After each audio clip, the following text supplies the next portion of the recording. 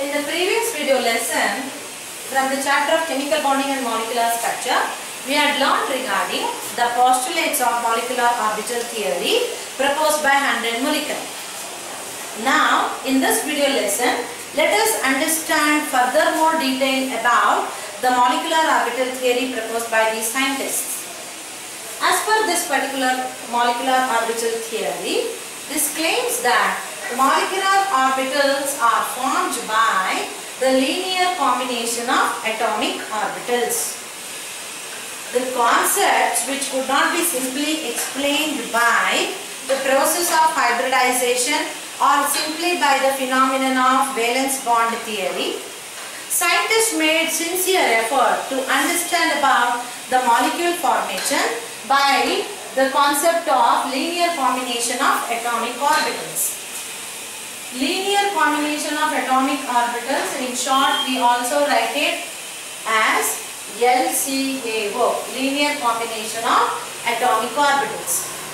As per this concept, an atomic orbital is considered as an electron wave which is having a crest and a trough. We are talking with respect to an electron wave which is having a crest and a trough. The crest is indicated with a positive sign and the trough of the electron wave is indicated by a negative sign. Crest is the upper limit of the wave and the trough is the lower limit of the wave. So the crest is always indicated with a positive sign and the trough by a negative sign. That means the atomic orbital is described by a wave function psi. Atomic orbital is described by a wave function psi.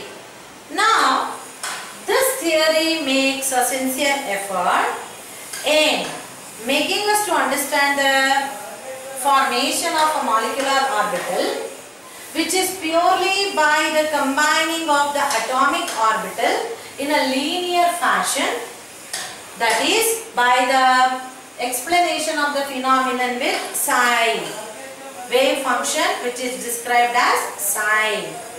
Now, this formation of the atomic orbitals by linearly resulting in molecular orbital can happen in two different ways. That is, the participating atomic orbitals can form a molecular orbital by linear combination either by addition of the wave functions or else by subtraction of wave functions or else by subtraction of wave function.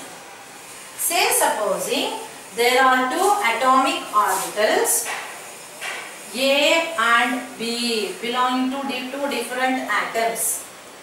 So they can undergo combination either by forming an in-phase wave or an out-of-phase wave. Now let us understand what we mean by in-phase wave.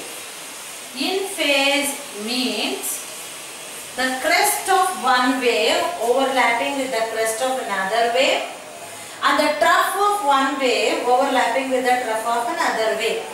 So exactly the crest and the crest overlap, trough and the trough overlap. Such waves are referred by the name as in-phase waves. Now, there is another possibility also. What is that? The crest of one wave can overlap with trough of another wave. That possibility is also there. So, when such an overlapping happens, where the crest of one wave overlaps with the trough of another wave, such waves are referred by the name as out of phase wave. Out of phase wave. So now the addition of this wave function will happen if the linear combination is happening with in phase wave. when crest and crest overlap, trough and trough overlaps.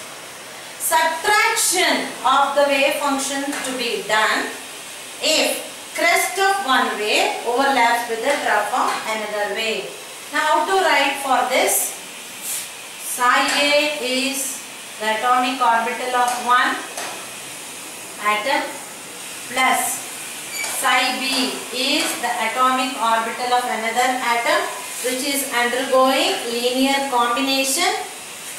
It will always result in the formation of psi small b. Here small b indicates bonding molecular orbital. Bonding molecular orbital. Now similarly, if these two atomic orbitals belonging to two different atoms are overlapping by out of phase phenomenon, that means the crest of one wave overlapping with the trough of another wave, then we need to go in for the wave function side to be subtracted because they are not matching. They are not matching waves. So therefore, this will result in the formation of psi small a. Small a indicates anti-bonding molecular orbitals. Anti-bonding molecular orbitals. Now, here is an important point I want you to focus and understand. Look at the names given. Bonding, anti-bonding means the electrons which would be occupying these bonding molecular orbitals help in the process of bond formation, while the electrons which are present in the anti-bonding molecular orbitals do not help in the formation of bond formation. Therefore, the name anti-bonding. Bonding means favoring bond formation. Anti-bonding, going against bond formation. Therefore, the name anti-bonding molecular orbitals. So, an important point to be remembered as per this concept is that molecular orbitals are always formed by linear combination of atomic orbitals because atomic orbitals are considered to be electron wave, and electron wave is represented by wave function psi, and the wave is denoted with a positive and a negative sign to indicate crest and trough. This combination of the atomic orbitals can happen either by in-phase wave or by out-of-phase wave. If it is in-phase wave which is undergoing linear combination, then their wave function needs to be added up. Therefore, by adding the wave function of two different atoms atomic orbital, we will end up in the formation of bonding molecular orbital, which is written by psi small b.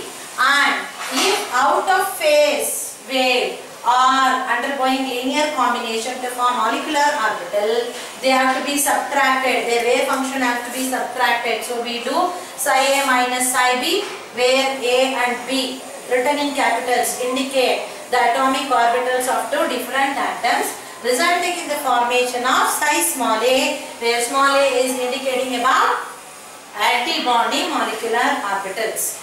Now, whenever there is formation of a molecular orbital by the combination, by the linear combination of atomic orbitals, the number of molecular orbitals formed always is equal to the number of atomic orbitals participating.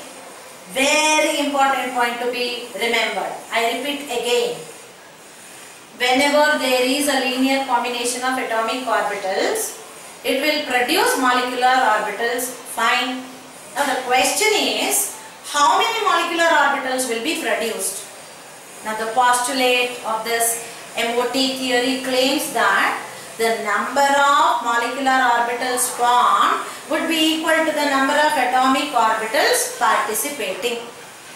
So to form a molecular orbital, minimum participation is to be done by 2 atomic orbitals. So whenever there is 2 atomic orbitals participating, each coming from 2 different atoms.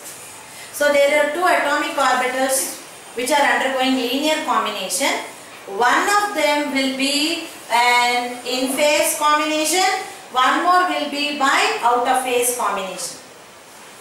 Now, by in-phase combination, they will produce bonding molecular orbital. By out-of-phase combination, they will produce anti-bonding molecular orbital. So, finally, to tell you, what you should remember is that when 2 atomic orbitals participate, we obtain 2 molecular orbitals, of which one will be bonding molecular orbital and one more will be anti-bonding molecular orbital. Now in my next videos, I will be covering case examples for each of this so that the concept will be understood better. The next concept of our discussion regarding this will be formation of hydrogen molecule. How does this hydrogen bond is being formed between the 2 atoms of hydrogen? Let us learn it in the next video. Do watch that also.